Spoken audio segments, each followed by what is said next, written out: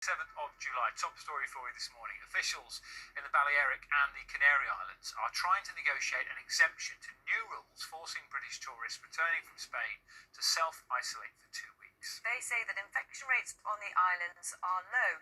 Meanwhile, the travel industry is warning that these new quarantine requirements could leave some firms unable to survive. Lots to think about this morning. Let's go live to Gatwick Airport for you. Andy Moore is there. Morning to you, Andy. Lots of our viewers this morning thinking about holidays over the coming weeks and months, and many people in Spain, and the rules have changed over the weekend. Run us through it all. Yes, it's a complicated situation, isn't it? I think when those air bridges were established earlier this month, a lot of people thought the door to foreign travel had been opened a little. Well, now a lot of people, especially in the travel industry, think that door has now been slammed shut in their face yet again. A lot of the airlines, like individual travellers, are going through those guidelines, trying to figure out what they mean for them. Some airlines here will continue to fly to mainland Spain, others aren't. Now, let me give you a few facts and figures. It's estimated that there are 600,000 British holidaymakers currently in Spain.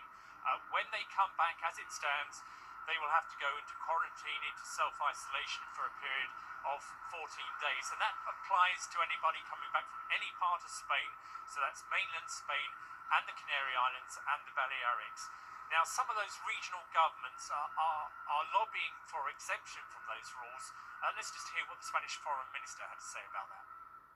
Efforts at the moment are focused around excluding from the quarantine measures the Balearic and the Canary Islands for two reasons. Number one, these are islands, very safe territories. Number two, their epidemiological data is extremely positive, well below epidemiological data in the UK. So what does that quarantine actually mean? Well, you'll have to provide an address that you're going to, and you can be fined if you don't provide that address.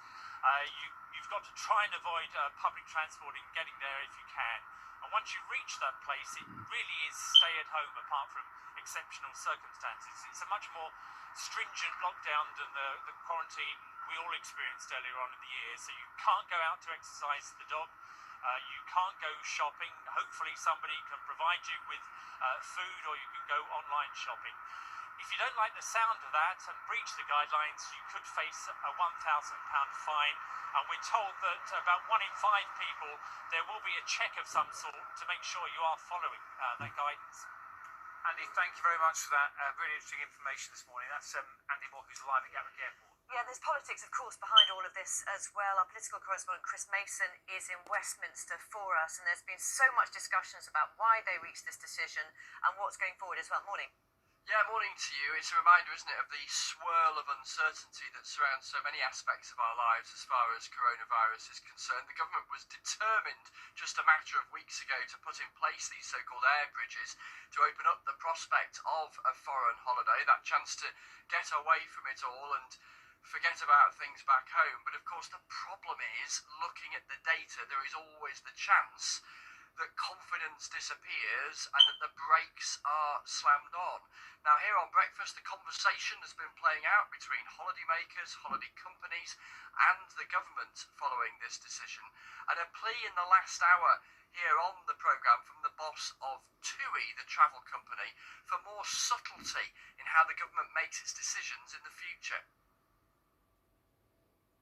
We really want a regional policy. Now, that'll be really important now, but if you kind of cast your mind forward when something like the United States opens up, which we all hope for, if there's a problem in New York, but the Florida state is okay, we don't really want to have a quarantine on the whole of the United States. So I think we really need to crack this regional quarantine idea. Now, the government says it is considering this. It is aware of the need to try and be subtle where it can be, but that isn't always possible. It was something that was discussed, is would it make sense to look at different regions differently? One thing we saw was that the rate was going up across many regions of Spain. Also, people travel between regions, and so you then get a situation where people may go from one to another. It was much better, the decision was taken based on the scientific advice, much better for protecting the public health of the country to have a clear decision on quarantining for people coming back from across mainland Spain and the islands.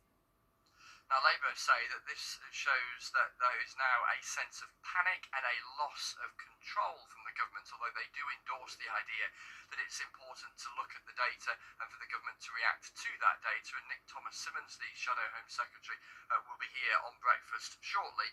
The government is unapologetic about what it has done, saying it has to be driven by the information that it examines. And of course, that does throw up the possibility, doesn't it, that there could be further such changes of heart as far as travel is concerned elsewhere. Chris, thank you very much. Thank you. Well, as we've heard, officials in the Balearic and the Canary Islands are trying to negotiate this exemption to those new rules. Mairead Smith is in